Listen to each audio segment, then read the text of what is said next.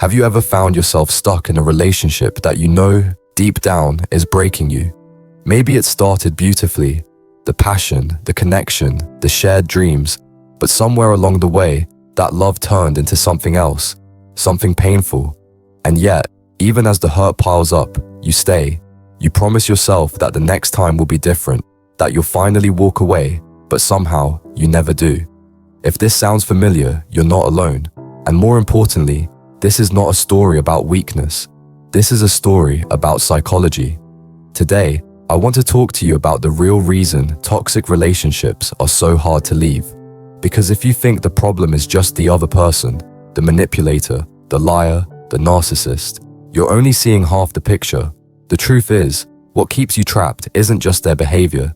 It's the psychological bond that has been formed between you, a bond so powerful that it can override logic, self-preservation, and even your deepest desires for happiness and peace. First, let's be clear about one thing. Toxic relationships are not simply about bad communication or the occasional fight. They are defined by patterns of emotional abuse, manipulation, gaslighting, and control. They chip away at your self-esteem, distort your perception of reality, and make you question your worth. But the fascinating and heartbreaking part is that these dynamics don't just happen by accident. They often activate old emotional wounds, reinforcing beliefs and fears that you may have carried with you long before this relationship even began. Psychologists have long studied the concept of attachment theory, which explains how the relationships we experience in childhood shape the way we connect with others as adults. If you were lucky enough to grow up in a stable, loving environment, chances are you developed what's called secure attachment. This means you feel safe giving and receiving love, and you trust that love won't suddenly be taken away. But if your early experiences of love were inconsistent, if love was given and then withdrawn, if affection was paired with rejection or even punishment, your brain learned a very different lesson. It learned that love is unpredictable, that it's something you have to earn, fight for, or chase. This is where the trap begins. Because when you meet someone who mirrors that unpredictability, someone who gives you affection in small, inconsistent doses, it feels familiar. And in the twisted logic of your subconscious, familiar feels safe, even if it hurts. This is why toxic relationships so often resemble addiction. In fact, one of the most well-researched phenomena in behavioral psychology, known as intermittent reinforcement, helps explain exactly how this works. The concept comes from experiments with animals, where rewards are given on an unpredictable schedule. If a rat presses a lever and sometimes gets food but sometimes doesn't, it becomes far more obsessed with pressing the lever than if it received the reward every single time. The uncertainty itself becomes the hook. In human relationships, intermittent reinforcement plays out when your partner occasionally gives you the love and attention you crave, just enough to keep hope alive. One day, they shower you with affection, making you believe things will finally change.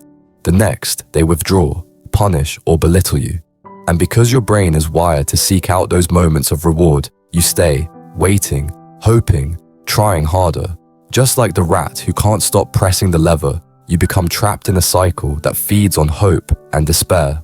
But there's more. Toxic partners often employ psychological tactics like gaslighting, a form of manipulation where they distort your perception of reality. Gaslighting makes you doubt your own memories, feelings, and experiences. You might hear things like, "You're too sensitive," or "That never happened," or "You're imagining things." Over time, this erodes your confidence and makes you question your own sanity. You stop trusting yourself, and instead, you rely more and more on the toxic person to define what's real. In addition to gaslighting, many toxic individuals use projection. This is when they accuse you of the very behaviors they're guilty of, calling you the liar, the cheater, the selfish one. The purpose of projection is to deflect blame and keep you on the defensive. Instead of focusing on their harmful actions, you spend your energy defending yourself, proving your innocence, and trying to fix a relationship that was broken by their choices, not yours. The most insidious part of these tactics is how they reinforce your belief that the problem is you. If only you could be more patient, more understanding, more forgiving, then maybe, just maybe, the relationship would improve. This illusion becomes the glue that keeps you stuck.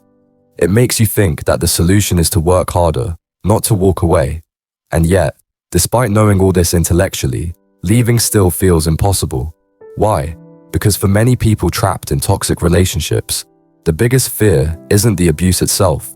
It's the fear of loneliness, the fear that no one else will love you, the fear that walking away means admitting failure or facing the unbearable emptiness of being alone.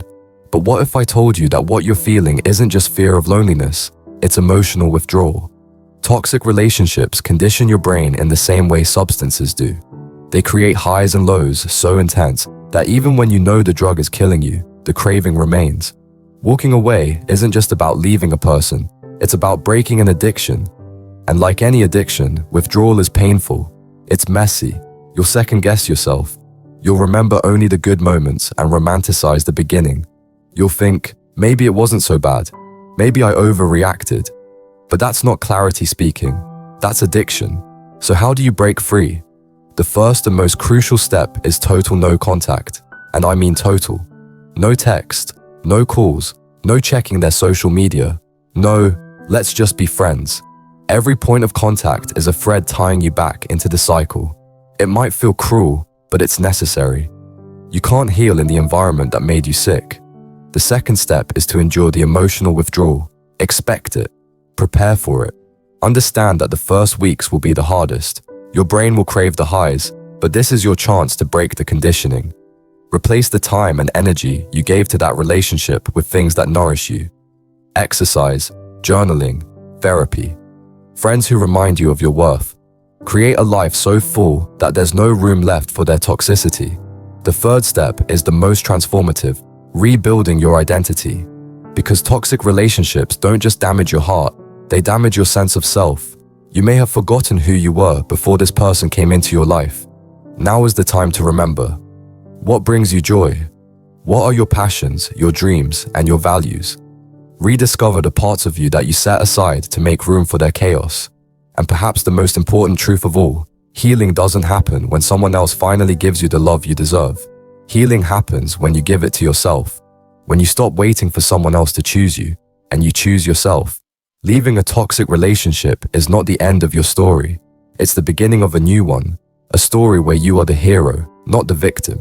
A story where love doesn't come with conditions or pain. A story where your worth is not up for debate. If this message resonates with you, know that you are not alone. Share your thoughts below. Tell me, what part of this spoke to you the most? Your words might just be the lifeline someone else needs. And if you're ready to continue this journey of healing and self-discovery, don't stop here. The next video will take you even deeper into understanding your patterns and breaking free from them for good. Remember, the most important relationship you'll ever have is the one you have with yourself. Choose to make it a healthy one.